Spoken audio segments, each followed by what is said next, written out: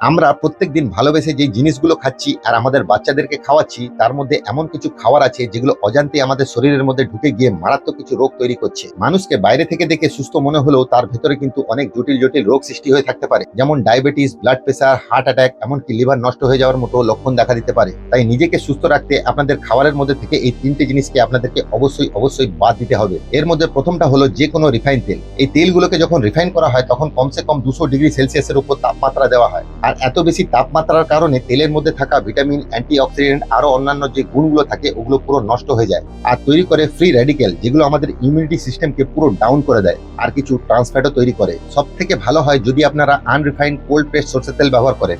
আর যদি আপনারা কম দামের তেল ইউজ করতেই চাইছেন তাহলে সব থেকে ভালো হয় গ্রাউন্ড নাট মানে বাদাম তেল ব্যবহার করতে পারেন। তবে যেই তেলই ব্যবহার করুন না কেন পরিমাণে একটু কম ব্যবহার করবেন। আর 2 নম্বর হলো যে কোনো প্যাকেট জাতীয় খাবার, যেমন chips, biscuit, noodles, cold drinks, packet juice, এইগুলোকে খাওয়ার আগে এর পেছনে লেখা ইনগ্রিডিয়েন্টস গুলোকে একবার ভালো করে পড়ে দেখবেন ওর মধ্যে প্রচুর পরিমাণে সোডিয়াম দেওয়া আছে, যেগুলো অ্যাকচুয়ালি নুন মেশানো থাকে, যেটা আমাদের শরীরের জন্য অনেক বেশি ক্ষতিকারক, স্পেশালি যাদের ব্লাড প্রেসার ও কোলেস্ট্রল আছে। তাছাড়া এসব খাবারগুলোর মধ্যে নানা রকম প্রিজারভেটিভ থাকে যেটা মানুষের শরীরে ক্যান্সারের ঝুঁকি বাড়িয়ে দেয়। সাথে এগুলো টেস্ট বাড়ানোর জন্য আর্টিফিশিয়াল ফ্লেভার মেশানো হয়। এখন প্রত্যেকটা কোম্পানির মধ্যে কম্পিটিশন চলছে কার খাবার বেশি টেস্টি বানানো যায়, যাতে মানুষ ওই ফ্লেভারগুলোর প্রতি এডিকশন হয়ে যায় আর বারবার এসে দ্বিতীয়বার কেনে। প্রত্যেকটা কোম্পানি চায় তাদের প্রোডাক্ট শুধু বিক্রি হয়ে যায়, মানুষের স্বাস্থ্য নিয়ে ওদের কোনো টেনশন নেই, কোনো চিন্তা নেই। তারপর প্যাকেট জাতীয় যেসব চিপস, নুডলস আছে ওগুলো একদম লো ক্যাটাগরি তেল দিয়ে ভাজা হয়, তারপর এয়ার ড্রাই করা হয় যাতে আপনি বুঝতেই না পারেন যে ওর মধ্যে তেল ছিল। আর যে কোনো ফ্রুট জুস আর কোল্ড ড্রিঙ্কস এর মধ্যে প্রচুর পরিমাণে চিনি থাকে। একটা 750 মিলিলিটার কোল্ড ড্রিঙ্কস এর মধ্যে প্রায় 80 থেকে 85 গ্রাম চিনি থাকে,